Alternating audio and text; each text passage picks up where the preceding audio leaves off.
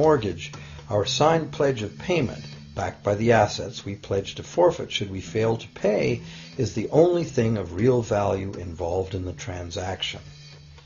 To anyone who believes we will honor our pledge, that loan agreement or mortgage is now a portable, exchangeable, and saleable piece of paper. It's an IOU.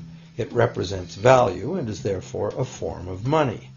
This money the borrower exchanges for the bank's so-called loan. Now, a loan in the real world means that the lender must have something to lend. If you need a hammer, my loaning you a promise to provide a hammer I don't have won't be of much help. But in the artificial world of money, a bank's promise to pay money it doesn't have is allowed to be passed off as money, and we accept it as such.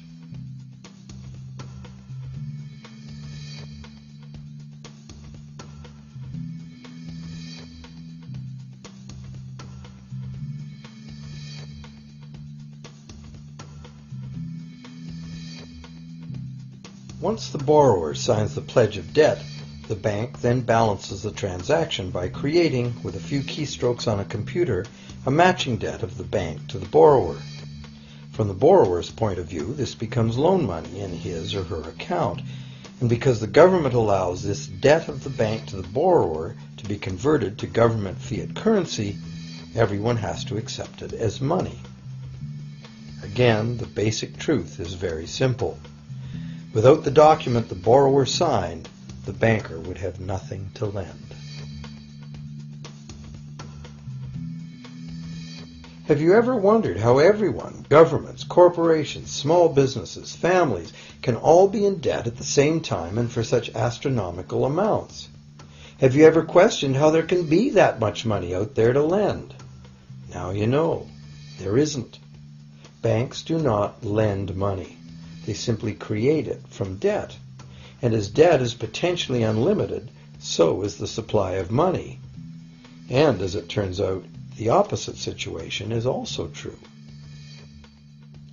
Isn't it astounding that despite the incredible wealth of resources, innovation, and productivity that surrounds us, almost all of us, from governments to companies to individuals, are heavily in debt to bankers?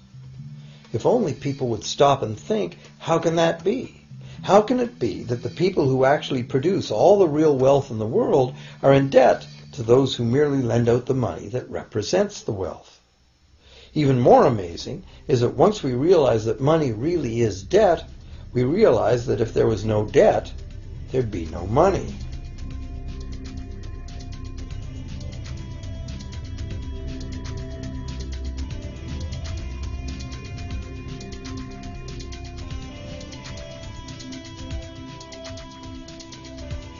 If this is news to you, you are not alone. Most people imagine that if all debts were paid off, the state of the economy would improve. It's certainly true on an individual level. Just as we have more money to spend when our loan payments are finished, we think that if everyone were out of debt, there would be more money to spend in general. But the truth is the exact opposite. There would be no money at all. There it is. We are totally dependent on continually renewed bank credit for there to be any money in existence. No loans, no money, which is what happened during the Great Depression. The money supply shrank drastically as the supply of loans dried up.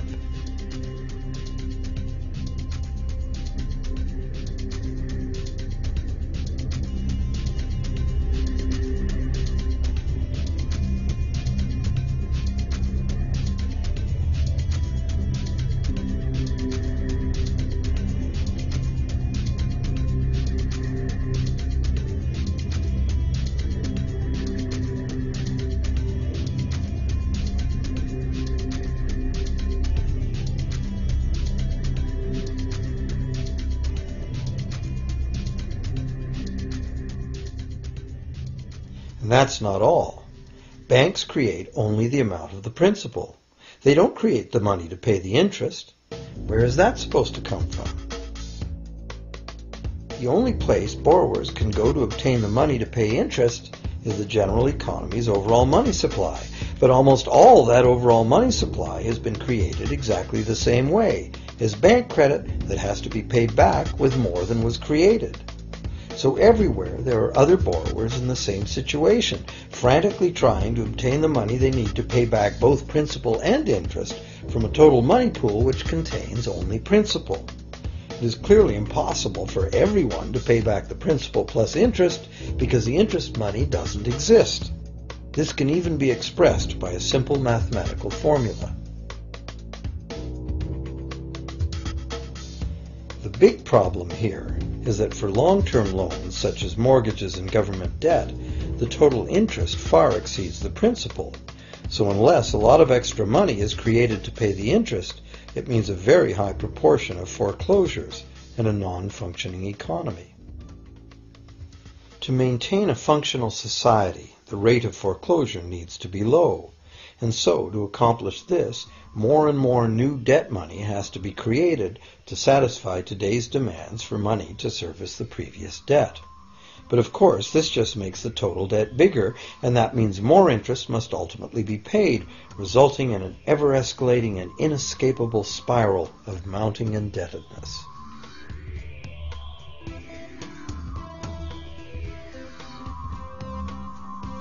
It is only the time lag between money's creation as new loans and its repayment that keeps the overall shortage of money from catching up and bankrupting the entire system.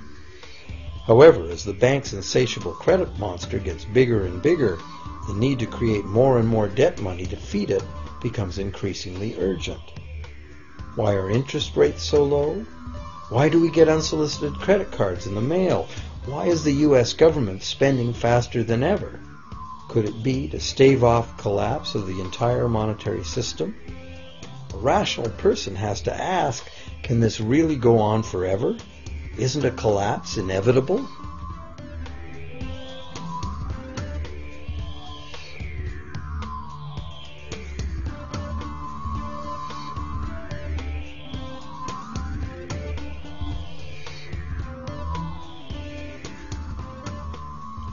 Money facilitates production and trade. As the money supply increases, money just becomes increasingly worthless unless the volume of production and trade in the real world grows by the same amount. Add to this the realization that when we hear that the economy is growing at 3% per year, it sounds like a constant rate, but it's not.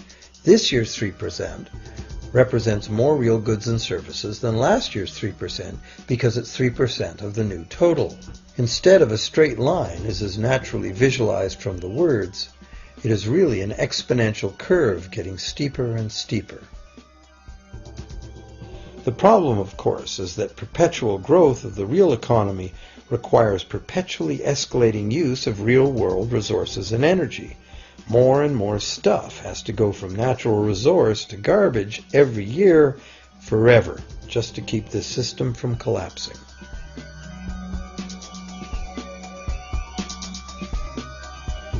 What can we do about this downright scary situation?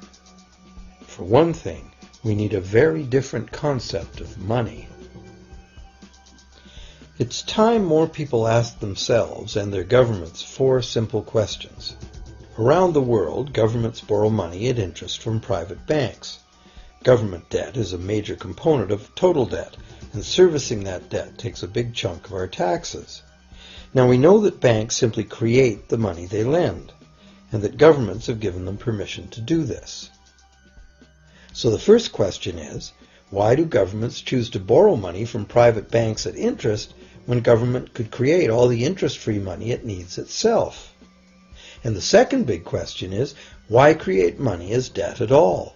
Why not create money that circulates permanently and doesn't have to be perpetually reborrowed at interest in order to exist? The third question, how can a money system that can only function with perpetually accelerating growth be used to build a sustainable economy? Isn't it logical that perpetually accelerating growth and sustainability are incompatible?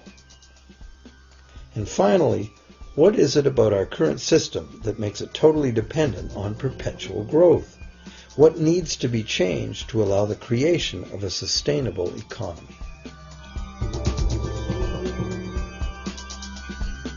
At At one time, charging any interest on a loan was called usury and was subject